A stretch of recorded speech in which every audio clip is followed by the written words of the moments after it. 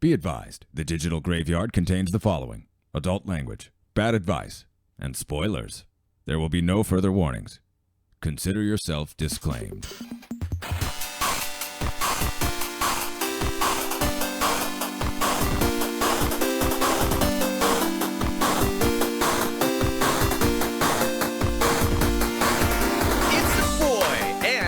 Digital Graveyard with one co-host who is speaking right now, Eric Graves. The other co-host, we got Bobby Digital here, and today we are recording on September 13th, 2020. And how you been doing, Eric? I'm doing fine. It's as fine as it can be when half of our country is on fire right now. Which is crazy, dude. That was the joke that I made in the beginning. If you didn't catch that, Bobby, because it was a gender reveal party. Okay, so we do know it was a boy. That's all the memes that I've been hearing about. I guess I don't actually know. Yeah, it's wild, man. I saw those fires had gone all the way to the Dakotas, man. They're right at. They have officially reached half of this country. It's so nuts, dude. And you know what's crazy is last year. It happened again. You know, it's been a lot of stuff proving that the reality is slowly becoming a movie. That's you know that like that a gender reveal party burns down half of the country is the plot synopsis of not even like a good comedy parody of like a disaster movie. That's like a Broken Lizard parody of a disaster movie. I'll say it. There it is. And this is the reality that we're living in right now. It was such a like, I don't even know if like fireworks and stuff are like legal in California for that reason. Probably not during the drought season, I would assume. Like all the Californians that I've heard the 2 cents on this are like, dude, everybody knows when wildfire season is. How would anyone think it was a good idea to set off fireworks at any kind of outdoor events during any of it? But that's beside the point. That really doesn't involve us too much. We're a lighthearted podcast. This is a very serious thing. We're a lighthearted podcast that just happens to go off the rails every single episode into something really weird and depressing because we are living in the darkest timeline.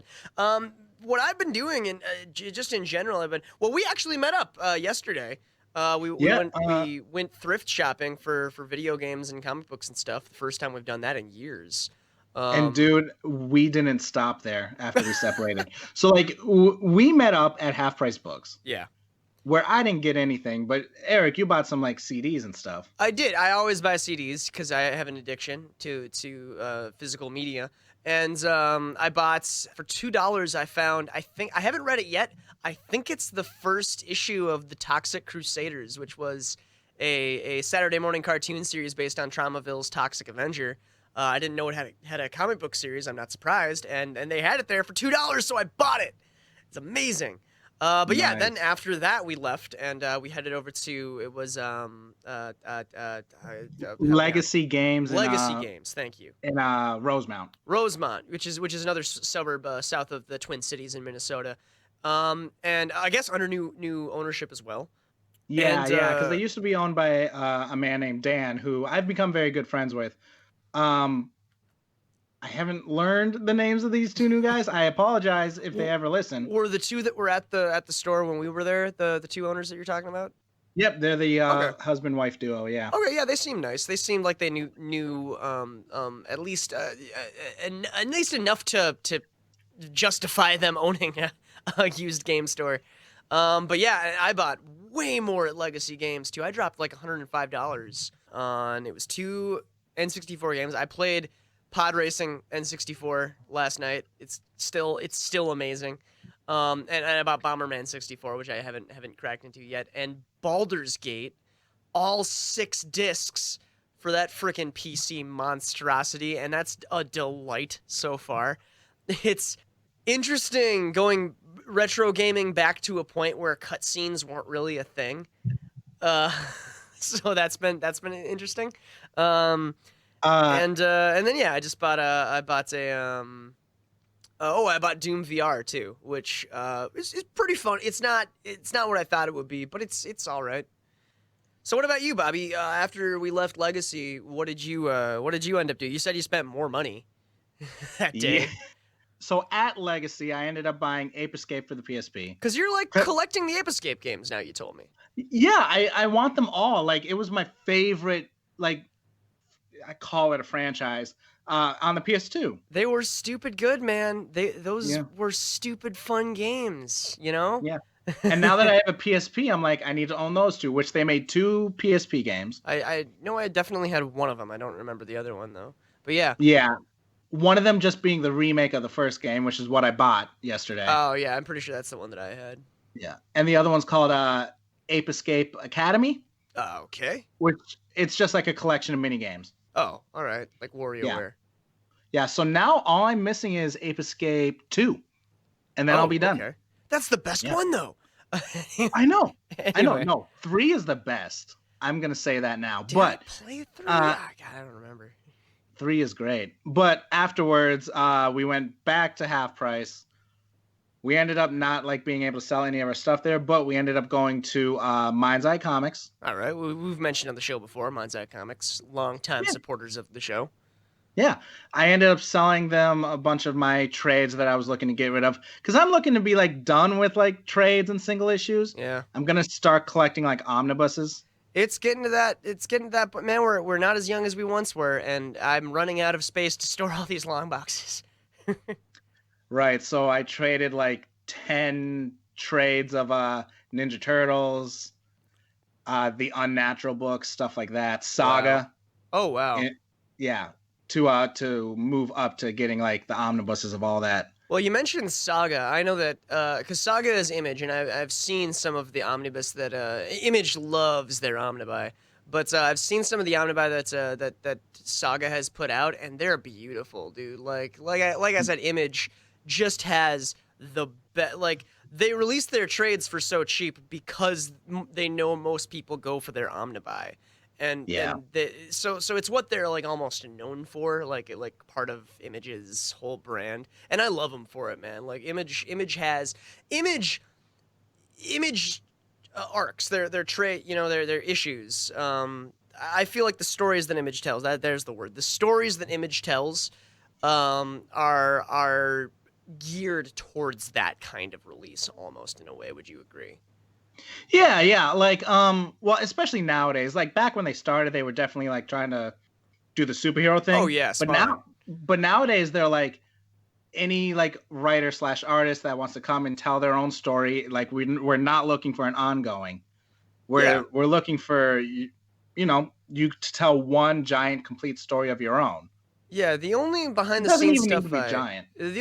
scenes stuff I really know about Image is Chew, because I loved Chew so much, which is now concluded. But it was when I remember reading about how they pitched Chew to Image. They were like, "Yeah, we can do like we'd like to do a 30-issue run if that's okay, but we can just start with like a 10-issue." Agreements and then see where we feel like at the end. So like the first chapter of Chew kind of leaves off on a cliffhanger, but it's like a satisfying cliffhanger because the rest of the story goes completely off the rails after that, which is what they really intended it to be. But I remember saying like after the first like 2 months of Chew's success, that like Image was like, hey, so we know you wanted 30 issues, but how about 60? And then I can't remember the authors' names, but I know the artist's name was Layman. But they were like, "Yeah, we'll do 60, sure." And I think that's kind of the vibe that Image wants their authors to write for. It's like, yeah, like you can plan for 30, it might be 60, it might be less than that. They just see how it goes. It seems like most of their story arcs are kind of that's a similar format. So I don't know. Yeah. I don't know what I'm getting at. And speaking of Chew, like they just released like a new spin-off of that, but it's still called Chew, spelled differently. But yeah, for the like Saga's a perfect example of like Saga's so good. Saga's so Brian K. Vaughan, freaking good, man. Like I like discovered just kind of like when I picked up Saga, like oh my god, Brian K. Vaughan has been like my favorite writer. Well, because you forever, read Y the Last Man on Earth, right? You read Y, right? I've read the first trade of Y the Last Man. I still have it. I still haven't. He also created The Runaways. No kidding. Yeah, which I love The Runaways. Oh yeah, you were the big. When we were living together in college, that was all you would talk about was The Runaways and how great that was. Yeah. What I found out, because there was a couple of years ago, I was really interested in the Age of Apocalypse. That Okay. because that's not Age of Apocalypse has never been like a cohesive story. It's always been like what ifs and excerpts and and this alternate reality timeline that they'll do for one shots or like annuals. Sure. Some of the first Age of Apocalypse storylines were some of Brian K. Vaughan's earliest work in comics. He wrote a lot of those stories too. He's just a fantastic sci-fi writer. I'm sure he's good at other genres as well. But Saga is so good, but I can't explain why it's good. It's because, I mean, the synopsis of it is an engaging synopsis. It's two warring alien races and a couple, like a Romeo and Juliet love story, but they have a child that's a hybrid of both, and sci-fi universe. Literally, anytime I hear someone try to describe it, they're like, okay, so it's Romeo and Juliet in space, but they don't die. Yeah, it's what if they had a baby, and they had to protect this baby because the two warring sides would immediately kill her on sight. Yeah, but it's a beautiful book. Like, you start to care for like the most insignificant characters. The writing is spectacular in that regard. The setting, though, like this sci-fi, this like suburban sci-fi, is so weird to me. Nobody ever brings that up, but the fact that like it's this fantastic, bizarre sci-fi world where everyone behaves perfectly normally, kind of. You know what I mean? It's just like, oh, gotta go to work, gotta go to the grocery store, it's such a weirdly engrossing, encompassing universe that's so complete. And that's Brian K. Vaughan's work, like the Age of Apocalypse, like the Runaways, like everything. He has in his head the setting before he ever starts writing, and just puts these characters in this setting, and it's beautiful. Saga's so great, but we were just catching up, and we got off on a tangent. We were just talking about things I bought, but like what I ended up buying was like the Volume 1 omnibus of the Ninja Turtles, the IDW Ninja Turtles. Ooh, nice hardcover. Yes, because they're huge, they're gorgeous. Each one has a different character, like on the front of it. The Volume 1 has Raphael. Nice. Like, the worst one. But fight me, internet.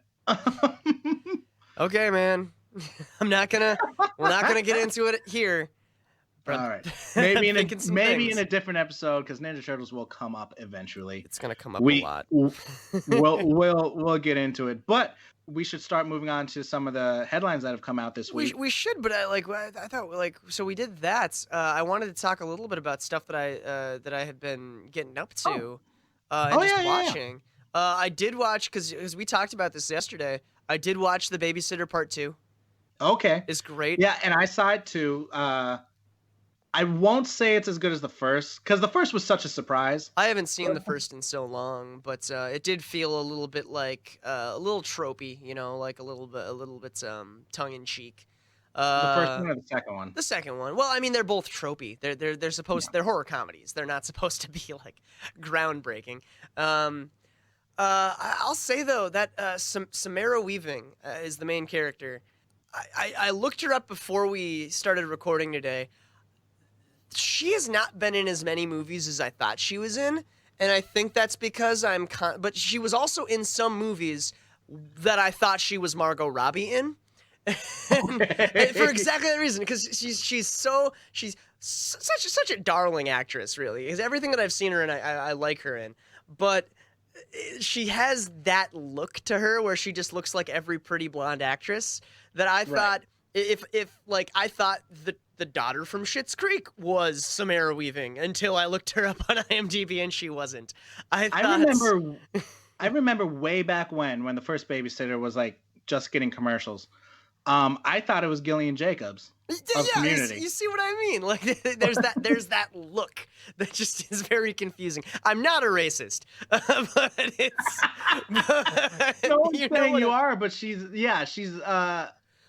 got the kind of look that a lot of other actresses also have going on. The Hollywood look, yeah. But she's Bill and Ted. She's Ted Ted's girl, Ted's daughter. I don't know. She's playing Ted's daughter? Yeah, one of their daughters. I don't remember which one's Keanu Reeves and which one's Alex Winters for some strange reason. My brain just... Keanu's Bill. Keanu's Bill? Yeah, so then it's Ted. Yeah, it is Ted. I was right. It's Ted's daughter. Anyway. So I watched that. I started playing Fall Guys literally an hour before we started recording. How is it? I haven't tried it yet. Dude, it's so stupid good. It's so good. It seems like chaos, but like in a good way. Yeah, man. It's like Overwatch. Like, I mean, they're setting it up to be like the new Fortnite, and I think it will because it's actually much simpler than Fortnite, which I couldn't figure out how to do. Fall Guys is just like the stupidest Mario Party mini games, but that's it. And it's just massively multiplayer. You start off with like 60 players, and then each round you have to eliminate a certain amounts. And they're so derpy, dude. They're just the cutest thing. It's so much fun. And if you lose, you can just keep watching and kill and then do something else. It's fun.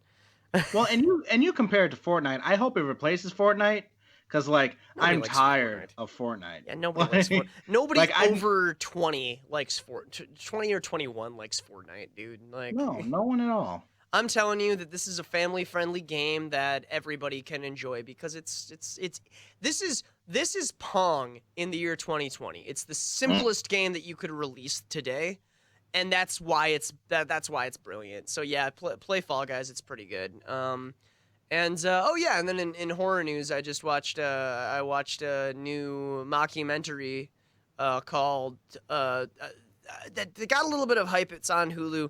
It's called Digging Up the Marrow, and it was very good. I won't get into too many details. It's just about Adam Green, who directed the Hatchet movies. I don't know if you're familiar with those. He's like a cult film director, and it's a documentary that's starring him trying to find real monsters. And it's actually it's funny because it's a mockumentary, like I said, but it's actually quite effectively terrifying too. So that's my horror recommendation for this episode.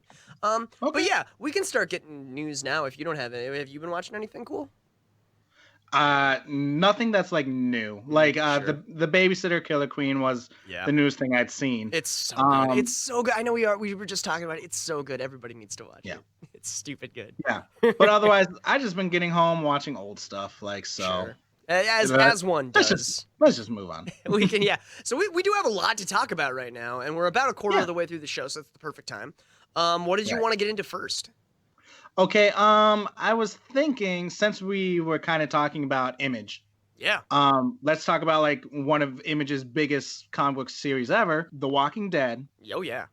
Oh yeah. In 2010 became one of the best, like most talked about shows. Yeah, and has continued to be. The overnight's one of the the valuation of the original single issues skyrocketed in the span. In the first couple of Walking Dead issues are like some of the most valuable comics right now, just because, like I said, Image is the way they sign talent is. Yeah, we'll see if this works. If not, we'll only print this many for this run, and then we'll renew you. And Walking Dead is kind of the forefather of that because it was such a like they were giving out issues of the first issue of The Walking Dead for free with Spawn subscriptions when they first signed those guys. And now those comics are the comic that was included in the comic that you wanted to read is now one of the most valuable ones you can find.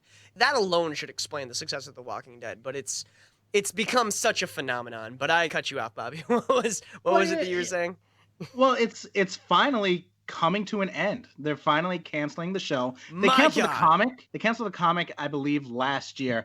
And last year when the comic canceled, it was like a surprise to everyone. Yeah. Because literally, like Robert Kirkman's the writer of The Walking Dead. Yep.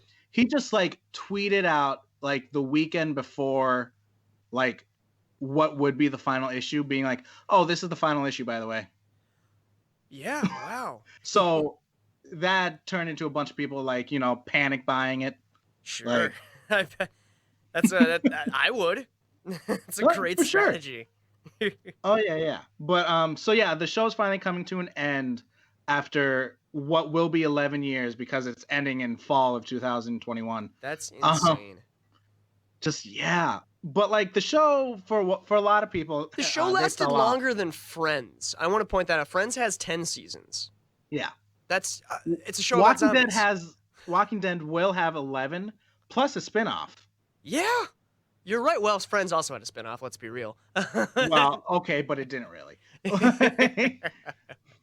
No, anyway, Can yeah, you that buy is it on DVD, Eric? the significance of this. I don't feel like we're overstating this. The Walking Dead has changed what popular television could be. You know, Game of Thrones did as well, but The Walking Dead did it. I think Game of Thrones came out in 2011 or 2012, so I think Walking Dead might have beat it to the punch. But yeah, like what can be adapted for television was questioned after The Walking Dead, after the runaway success of The Walking Dead. And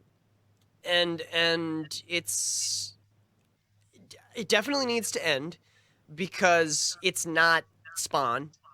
It's not Superman or Batman or whatever. You can't have 300 issues and keep it, do something else.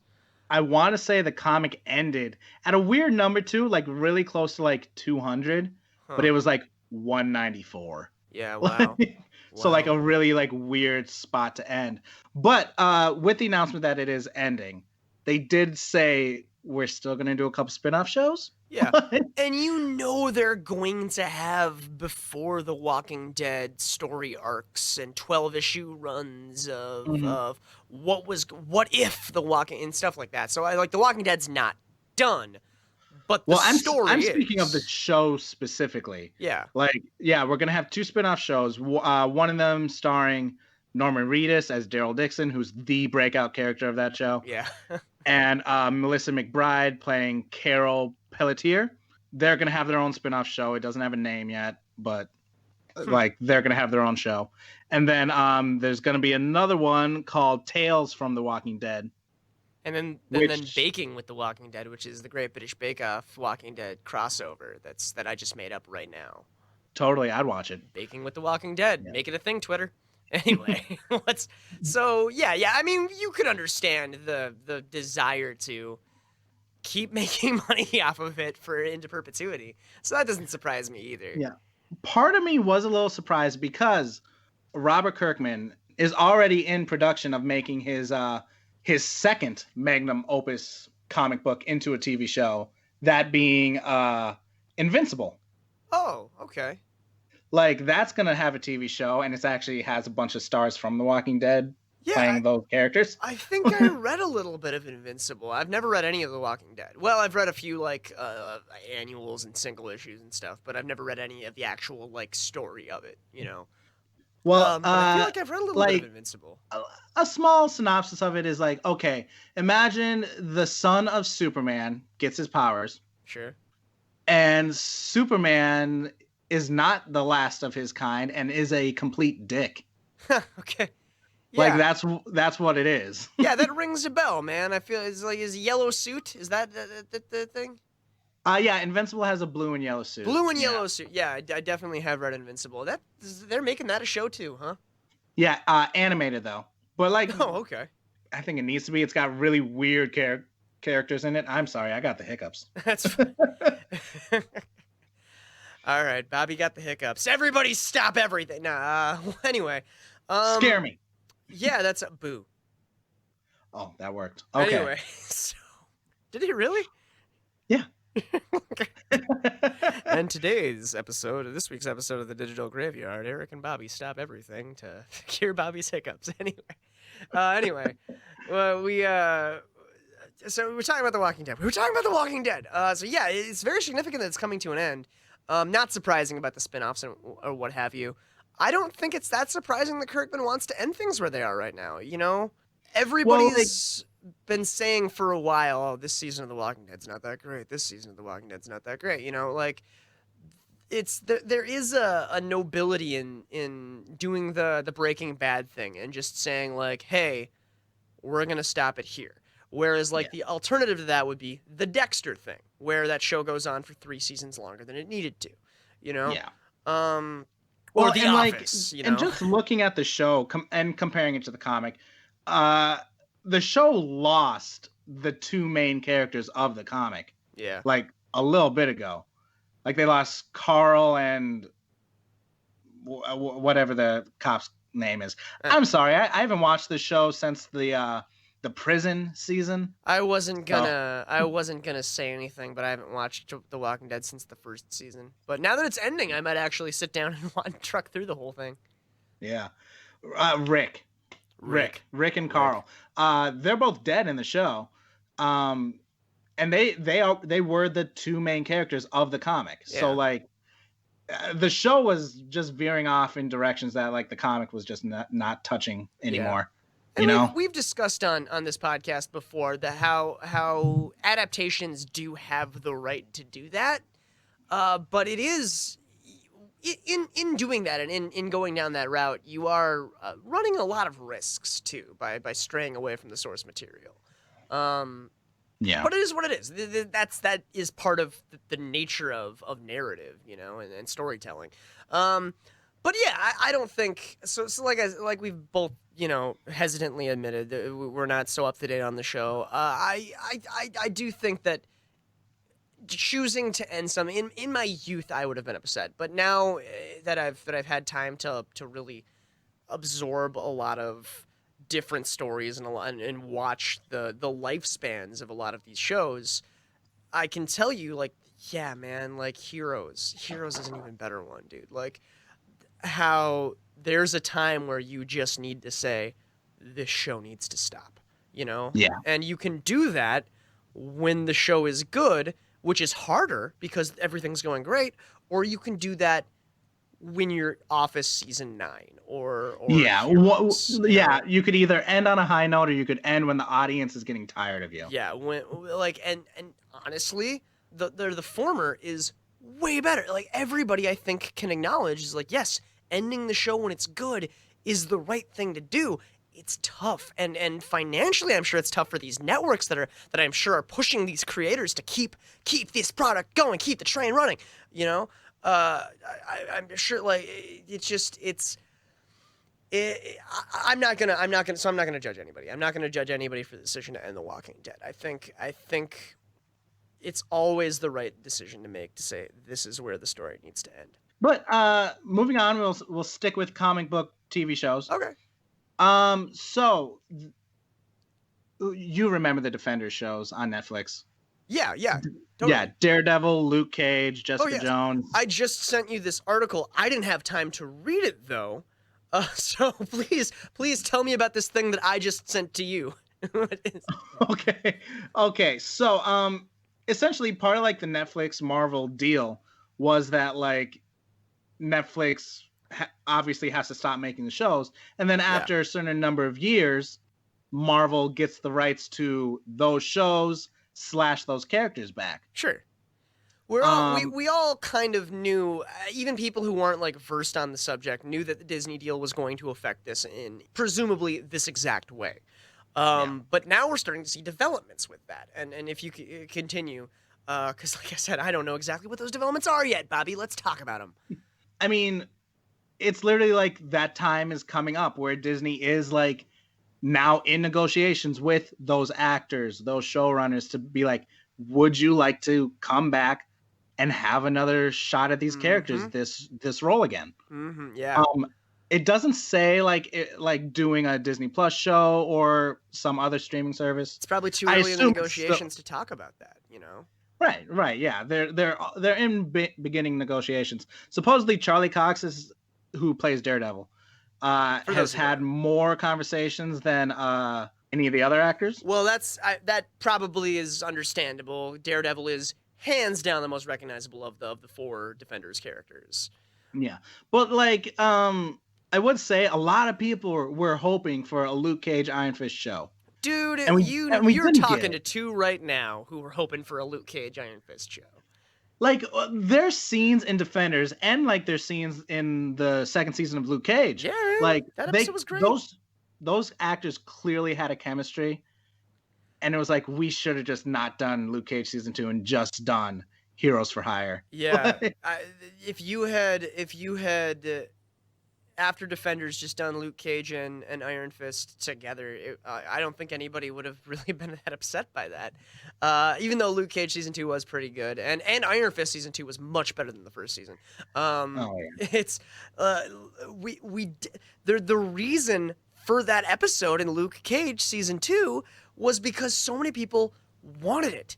And when we saw it, is like, yeah, that's exactly, like, we're right. We're not the crazy ones. You are, Netflix, for not doing this. It's like, give us these two guys. They're so different, but that's why they work in the comics, and that's why. And shocker, they work really well on screen too. So, I mean, if we only get a Daredevil out of this, I'm still going to say it's a win for the Marvel Cinematic Universe as a whole. Because Charlie Cox Daredevil was great. He's such a good Matt Murdock, and he's clearly very, very capable of doing the actual stunts and superhero action, you know? Oh, yeah. And I think the movies would be better with him in it.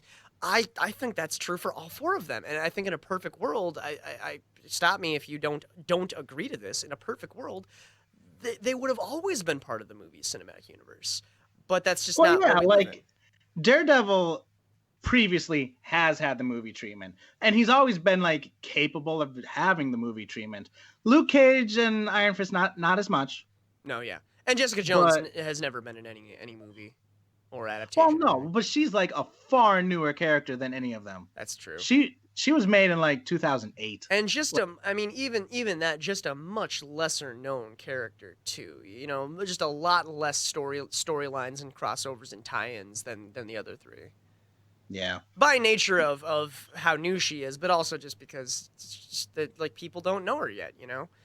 Her book is good. Her book Alias is fantastic. Oh, is it? Her show is great. Yeah, the show was very good. Yeah, and I was first introduced to her in the New Avengers book, which starred Luke Cage. For those of you that don't know, Luke Cage, Jessica Jones get married. Yeah. And have a child together. Very famously, like, yeah. It's such a real depiction of like falling for each other, because it's like, yeah, they meet up, they hook up, she gets pregnant, and then they have like a real conversation of like, well, I do like you, so let's keep going. And like, this baby's coming, and I want to be there and help you with it. We spent a lot of time talking about Iron Fist and Luke Cage, because they are a duo, and they have been for years and years and years, but we didn't talk about the amazing on-screen chemistry of Jessica Jones and Luke Cage in that series as well. Luke Cage is introduced in the first season of Jessica Jones, and then they don't really have that much crossover until the Defenders, you know? So I think that's probably why people forget about that. I think that was such a triumph of that show to show two relatively young individuals living in New York City who just met up and who keep meeting into each other and have this chemistry, and it worked so well. And that's exactly the vibe that I get from the comics. The few comics that I have read that deal with their relationship, and Luke Cage, or not Luke Cage, and Iron Fist as well, because he's also like they're all he's like always around. Friends. Yeah. Their daughter is like, oh, it's Uncle Iron Fist, you know.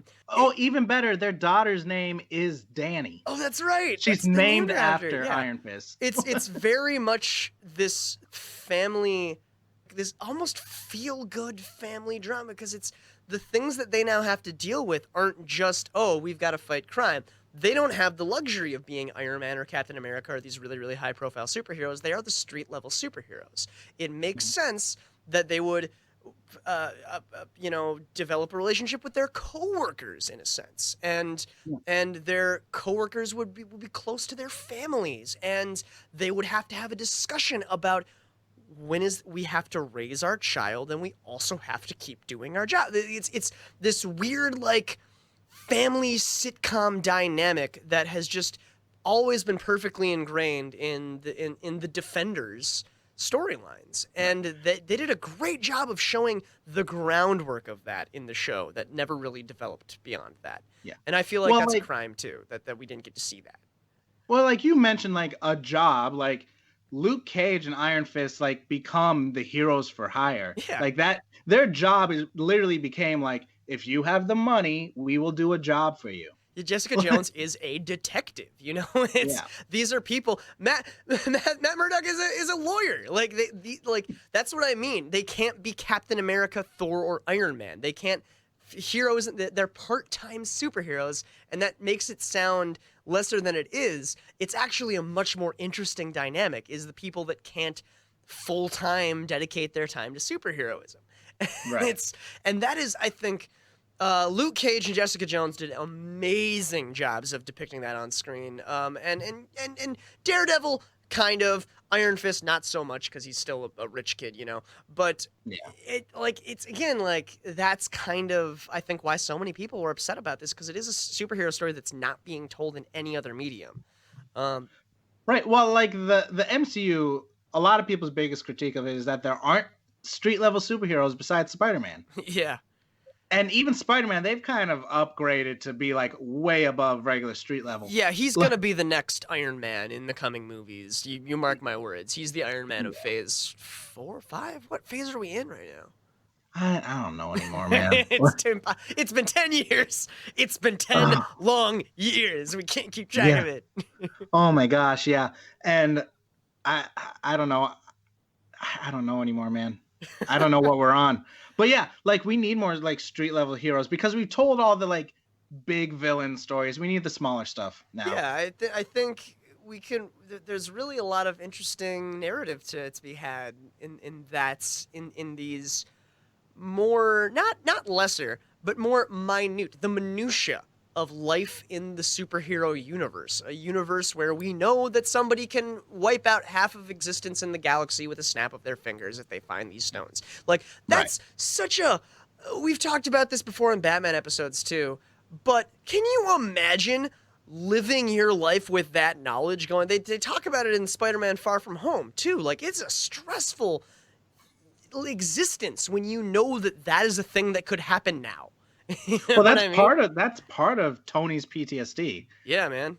Like, that's true. That's true. But like we talked about in the past, like Ant-Man are palate cleansers because they're smaller stories. Yeah. And we need a little bit more of that, of just like, it's a hero taking down street level organized crime. That's a good, like, we just need more of that. That's a good parallel. Like, because Ant-Man's on the other side of the country, so you can't really have a lot of crossover with that. But it is the same kind of theme, Yeah, it's like the Great Lakes Avengers, man. Somebody's got to be looking after Michigan while all this is going on. You know what I mean?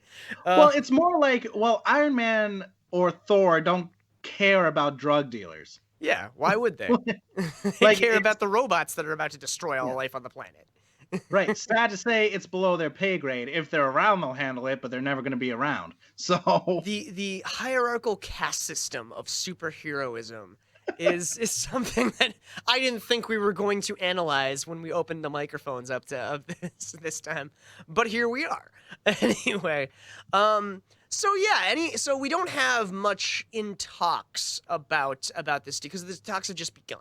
But it is a little, it's hopeful. Like, it's a nice, it's a lot of what we do on this show is we talk about what we hope for these kinds of things, these whispers and rumblings happening behind the scenes.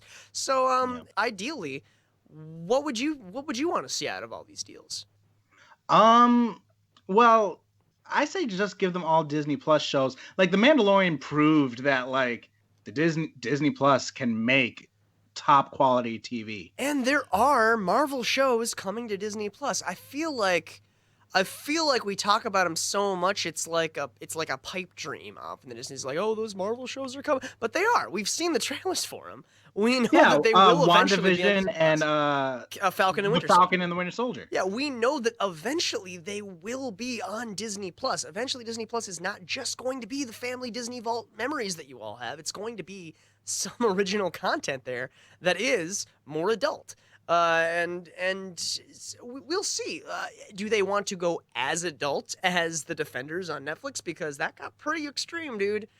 Dude got set on fire while still alive. That was pretty messed up. But that's kind of why I'm like, I don't know if it will go to Disney Plus, because like, as like mature as something like The Mandalorian is, they never deal with a character like Jessica Jones, who is a rape allegory. Yeah, or a dude gets cut in half in The Mandalorian. You don't see it.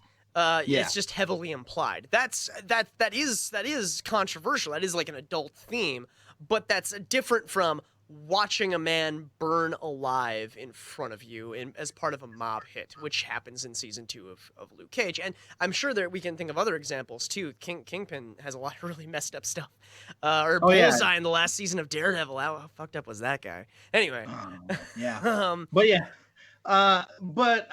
Overall, I do hope that we just get, like, we put Luke Cage and Iron Fist together, just have them be a duo. You know, we've been talking about the four. The Punisher is technically part of this discussion as well, because he is a Netflix Marvel character as well, even though he wasn't part of the Defenders. He is. Yes, but as of right now, there's no talks, because I'm sure their weird contract is still ongoing. Sure. Because they had seasons premiere after Daredevil and Luke Cage happened. Well, and if you want to talk about a show that Disney Plus would be hesitant as hell to adopt on their platform, The Punisher is probably the top of that list there, I would say. Yeah. We talked about last week how weird it was that Disney owns the Aliens franchise, but it hasn't done anything with it until this next coming movie, and we don't know.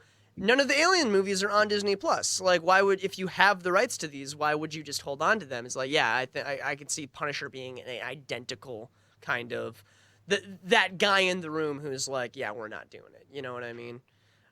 Just nah, I'm not touching that one. Not going for it. But it is. I'm glad we brought it up, just because that is also part of these conversations as well. Yeah, I don't know what else to say about it. It's just, right now, it's just an interesting little thing. I'm sure we'll have a lot more to say about it later, you know? Yeah. Maybe upgrade Daredevil to a movie, just because, like, now we're at a point that we need more Marvel characters to have movies. That's a very valid point, Bobby.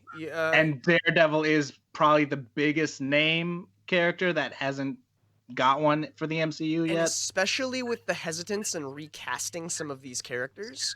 Charlie Cox, he's already played Daredevil. He's already successfully a beloved character, you know. Mm-hmm. And bring back Vincent D'Onofrio to play Kingpin.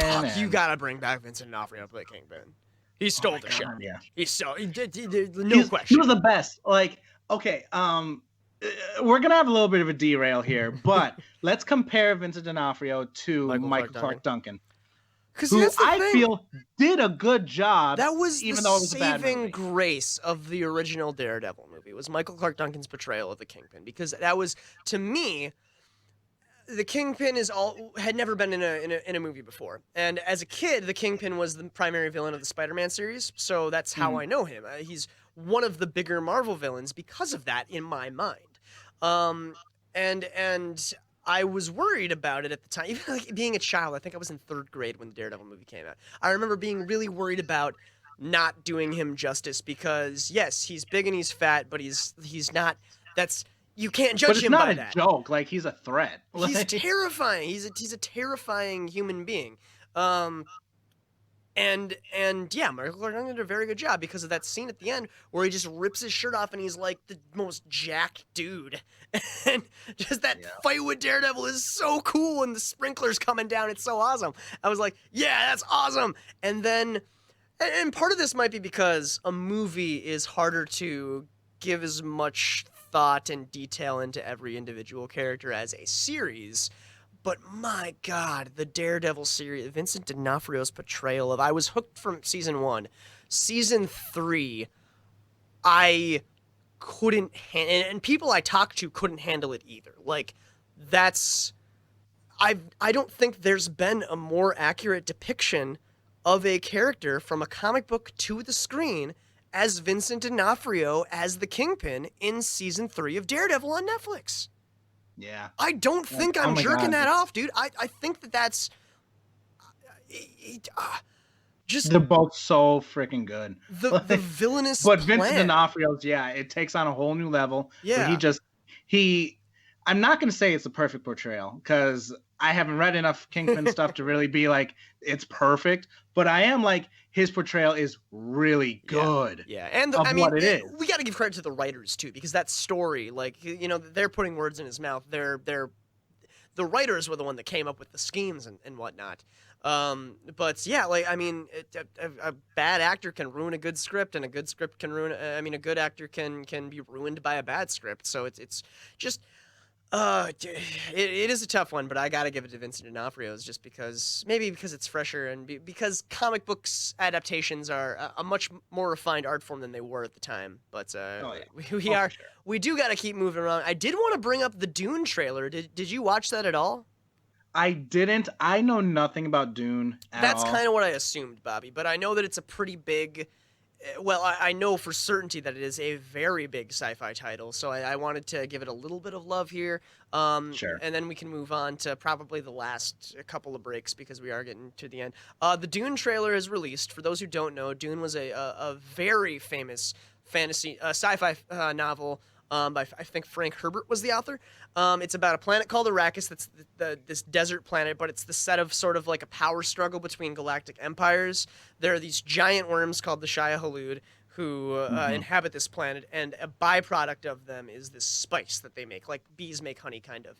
But the spice allows very brief glimpses into the future that lets that lets space pilots fly at light speed, which is the only way to fuel a galactic economy, physically speaking. So this planet is incredibly important for this galactic empire that was once ruled by the Harkonnens, who were this like weird, hedonistic, barbarian kind of sci-fi society. And the prince of this empire is going to this planet sort of like, I think, to prove himself. The original movie was 5 hours long, and it starred Kyle MacLachlan and Patrick Stewart. It would star Patrick Stewart, though. Oh, hell yeah, dude. But based on and Sting is also in it. Sting fights a dude with a vibrating knife in his Speedo. It's pretty wild. But this movie was also very famously one of the famous failed attempts at a movie too, because Joe Radowski, I don't know his first name, but who wanted to do I think he did The Holy Mountain, which was a film that John Lennon was involved in. But it's this movie that was going to be like the masterpiece of this. David Bowie was going to do the soundtrack for it. It was going to be crazy. There have been documentaries made on how this movie never got made, and then I think it was David Lynch. I could be wrong. I could be wrong about a lot of this. It's been like 15 years since I've watched Dune. But the point being, it is a very, very big sci-fi title. And it's a very old novel as well. And this trailer, I didn't think much when they announced that they were going to remake Dune, but the trailer makes it look, how to put this, like the Christopher Nolan adaptation of Dune. A more grimdark, serious take on it. Yeah, what a horrible desert planet would be like. Whereas previous interpretations have been a little more. They lean more into the sci-fi as opposed to the 70s sci-fi, technicolor kind of futurism. You know what I mean? Sure. So it is a very new depiction of Dune. It's also interesting, worth noting, that the Shia Halud, the giant worms, appear to be just like big sea cucumbers now. They don't. Okay. They have like mouths. It doesn't look like the mouths can close. It looks like they just have these weird like cilia or tentacles that kind of filter out sand or something. Which is a really, really weird way to do it. But again, it makes sense. And Jason Momoa's in it. I wanted to bring that up. Jason Momoa's great. So just watching for Jason Momoa. Zendaya in it too, and she's great. National treasure, Jason Momoa. Yes. I just wanted to bring up Dune because I know they're a fan. They got when we shared the trailer, it got a pretty big response. So I wanted to at least bring that up, at least dedicate a little bit of time to that because this is big nerd news right now. But let's keep going. Let's move on to something we can explore in a little bit of depth. We are approaching the 50-minute mark, but what do you got next? Okay, so Netflix has announced a while ago that they were going to make a live-action One Piece you were telling me about this. I thought it was a joke. I didn't hear about this. I just saw people's reactions through memes, and I thought it was a joke. I didn't think it was real. Yeah. Oh wait, no, not a movie. Sorry, a series. Okay. A live-action series. Okay, that makes sense. I don't know how you would do a One Piece movie because the show itself is just a very, very long show. Oh my gosh! If it hasn't yet, it will soon cross the 1,000-episode mark. Oh my god! If I watched an episode of One Piece today, I'm sure I wouldn't know anything that's going on. I know, and I've talked to fans of One Piece of just being like, am I able to jump in at the start of like an arc? And most say no. Yeah, and it's a Shonen Jump title. So One Piece started getting popular in the U.S. the same time the Shonen Jump magazines got popular. So right around the same time as Naruto and Shaman King and all those other weird forgotten Shonen Jump titles. But so I remember like when I was first getting into anime, seriously, like in a dedicated fashion, One Piece was the thing that I was familiar with, man. One of my friends, Scott, I got him the first volume of One Piece for his birthday one year, and it became his favorite anime. Like, he defined his anime fandom by One Piece after that. So I know the fan base for this series is as big as any fan base. I'd say the fan base for One Piece might rival the fan base for Dragon Ball Z in many ways. I actually think it might even surpass it because Japan loves One Piece. They have theme park attractions dedicated to it. Yeah. And not to say that Dragon Ball Z doesn't as well, but I've seen far more things done with the One Piece license over in Japan than I have for the Dragon Ball Z. I was just basing it on our American sensibilities. Oh, okay. On our American sensibilities, no. One Piece never really took off. Yeah, not compared to Dragon Ball Z, but yeah, when you talk about it in the Japanese sense, like it's huge. But like a live action One Piece series. Let's stop gushing about what One Piece is and start. For those who don't know, One Piece is an anime series about pirates. It is a fantasy world where pirates control the seas. Several islands and countries separated by vast oceans. The king of the pirates, who had all the wealth in the world, put all of his wealth into one piece, but never explained exactly what that was or where it was. So all these pirates are looking for this massive treasure on something called the Grand Line. The main character ate something else that exists in this world is fruit that gives you superpowers, but renders you unable to swim. And the main character ate some of this fruit, and it gave him Mr. Fantastic powers, but he can't. When he goes into water, he's paralyzed. That's, in a nutshell, the broad strokes of the first synopsis of One Piece. It's a much crazier series than that. Yeah, it gets insane. But a couple days ago, they announced the first possible casting choice for the One Piece show. That being Cole Sprouse. Thought it was a joke. I didn't believe it when I saw it. Of Riverdale fame, and that's it. Also Sweet Life and Zack and Cody. Don't sell. No, that didn't happen. Just Riverdale. Also Big Daddy, but his brother plays D&D. Yeah. Yeah, just trying to interject that in there. I guess cool of him. But yeah, right now he's in talks to play Sanji, who is the chef. He's the chef of the one. I don't know what their boat's called. The Straw Hat Crew. The Straw Hat Crew. Thank you. Yeah, and his power is kicking. Yeah, he doesn't have like powers like Luffy, but he's also a very good fighter with his legs only. Yes, he's also a womanizer. I remember that was a big part of his story as well. So that's the only like possible casting that they have. Dylan Sprouse's Sanji. Okay, whatever, dude. I don't know. I don't know. Which one? Cole Sprouse. Oh, did I say Dylan Sprouse? Yeah. Well, he's the one that plays D&D. He's cooler anyway. But regardless. Well, and there's very mixed reception of this. I'm of the mind of like no, because to me Sanji is like an adult and like a cool adult, and obviously Cole is an adult now. Yeah. But he's not like mature, if you know what I'm kind of saying. Yeah, he's got a baby face. I get it. Like he does like. I'm not going to even dedicate thought process to Cole Sprouse, not Dylan Sprouse, Cole Sprouse playing an anime character right now, because that's just we don't even know if that's what it is right now. We just know that he's in talks to about this thing that we literally just found out may or may not be happening. I'm more stuck on the idea that Netflix is already trying to bite off another anime to adapt to live action.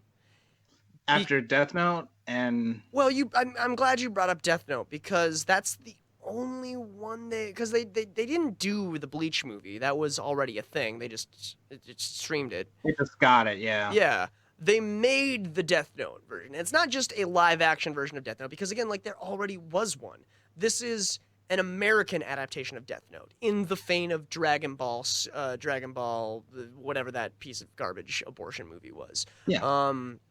And not as bad as Dragon Ball.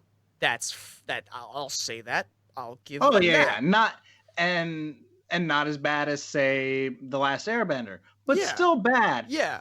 If you were a fan of Death Note, you were pretty insulted by that movie. It's the Ghost in the Shell movie. It's just you were trying to do it, but you would arguably have been better off if you had just made a movie and not changed literally anything in the story from that movie, but tried to change everything that even resembled Death Note. You would have had a pretty okay Netflix movie, right? Like, Ghost in the Shell would have been pretty okay if it was just, like, if you didn't make Ghost in the Shell the movie have anything to do with Ghost in the Shell, you'd have Altered Carbon. I want to point that out. It's the same. It's literally a white man playing an Asian man in a white man's body. Like, that's literally the same. It's the same thing. It's just, okay. What's the difference? Is Altered Carbon just decided not to say that it was based off of Ghost in the Shell. That's the only difference. I guess you're right, but yeah. And I know Netflix has picked up a lot of the live action adaptations of things. Like, I know they picked up the Full Metal Alchemist, which I tried to watch and I got bored. I forgot about that one. See, my question is, based on their not very successful track record of adapting anime into live action, why they thought it was a great idea to do this. And even, because we've talked about this on the show too, the troubling signs with the Avatar live action adaptation that they're gonna trucking away with despite everything. It's just the overall opus of this is just, the origin, I should say. Right. Who's the guy in the room at Netflix that's like, yep, let's do it. This is going to be our thing now. It's, no one's ever really been able to do it right. Okay. But they're going to go ahead with it anyway. Like, that is, I feel like that's a very misguided, very kind of almost arrogant sort of mentality behind it, Like, and we were talking a little bit earlier about, like, One Piece is the biggest, like, franchise in Japan. Like, to think that you guys can, like, handle that. Well, and how do you do that? How do you, the bigger elephant in the room that we've completely ignored up until this point right now, how do you do it? How do you... Yeah.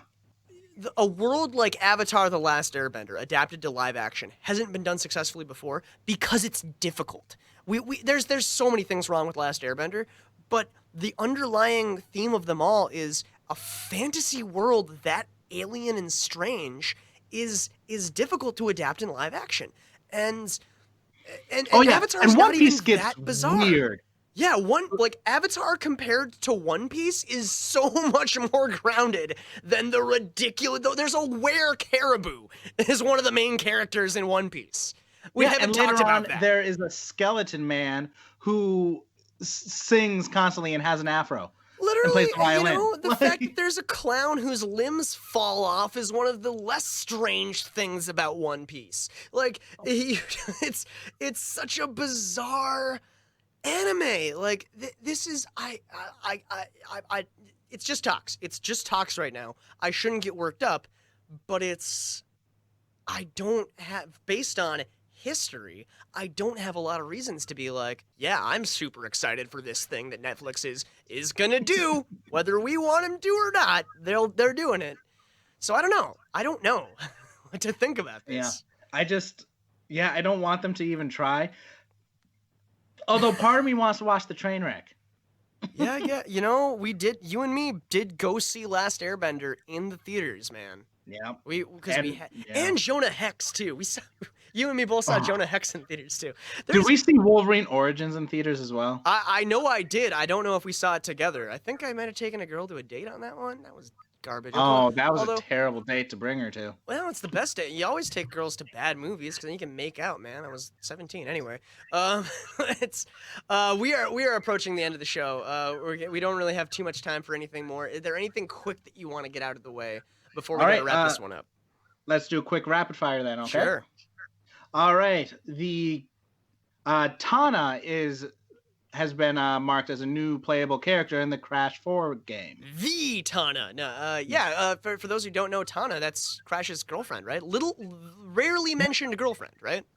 Yeah, I believe she only appears in the first game. I thought, yeah, right? Because the first game is basically Mario. Like, he's just trying to save the princess in the tower. And Tana's just his little Jessica Rabbit-esque bandicoot that's a little too curvy for a children's cartoon. But yeah, that was always my 2 cents on her anyway. But she doesn't have any lines. She doesn't really say or do anything in the first game. She looks a lot different now. They gave her a mohawk. Yeah, I guess she's from an alternate dimension where, like, Crash and Coco die. Oh, man, she's Days of Future's Past, Tana. Exactly. But this is a good because it's weird. We've been talking about the new Crash Bandicoot game since we started doing this podcast. They keep announcing little things that keep me interested in it and keep us talking about it. And this is one of them. So even if it doesn't substantially change the game in any meaningful way, it's one more thing that I'm like, you know what? I kind of want to check out this Crash Bandicoot game. I want to see what it's like. I want to see what Tana's all about, dude. We said this is going to be quick fire. I spent way too much time talking about Crash Bandicoot. Go ahead with the next one. Scott Pilgrim versus the Game, the complete edition, is going to be released digitally for all, at least Nintendo and PS4. Nice. Now, is this just a re-release or is this a remaster? It's a re-release and it's going to have all the DLC that came later. Sweet. The big deal of that was that it was taken off of every marketplace years ago. Oh, sure. So, like, it was impossible to get unless you already bought it. I know I had it on the PlayStation 3. I think it's still downloaded on my PlayStation. Man, had I known, I could have sold my PS3 for a lot of money. Yep, just like that PT stuff. Now it's too late anyway. Okay, we got time for maybe one more. Daisy Ridley has acknowledged that originally she was meant to be a Kenobi. That doesn't surprise me at this point, just based on what we got in the 3 movies. I don't know, I guess, how that would have made the movies better. I'm gonna say wouldn't have. That's my weird opinion on that. Is like, yeah, that's a fun little like factoid, like how the Tin Man and the Scarecrow were originally going to play each other's part in the Wizard of Oz. Like, that's fun, but would it really have changed the movie that much? You know what I mean? Like, I'm still of the mind that it was a better idea that she was related to no one.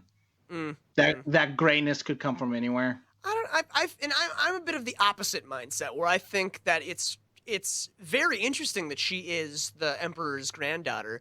I feel like the second movie ruined any attempt to make that a story plot, though. The fact that the second movie was so detached from the other two, that it kind of made it feel a little forced in the third movie. But I guess I can see where you're coming from too. That if it was just nobody, if it was just the Force finds a way. Oh, yeah. Should that be the title of this episode? The Force finds a way. I like it. Let's do that. That's a good place to end it on, actually. All right. Let's let's do the sign off. We'd like to thank, of course, as always, Eric Castellanos, or the Dapper Skull on his Etsy profile. You can find him on Eric Castellanos Art on Facebook. He designed our logo. We'd like to thank John Wheeler and Sam Dunn for the use of our theme song. We'd like to thank you, the listener. We know it's tough out there, but you're still trying to do the damn thing, and we thank you for that. Thank you, Bobby. Bobby, play us out. You're getting better. You are. You're getting better. We'll see you next time.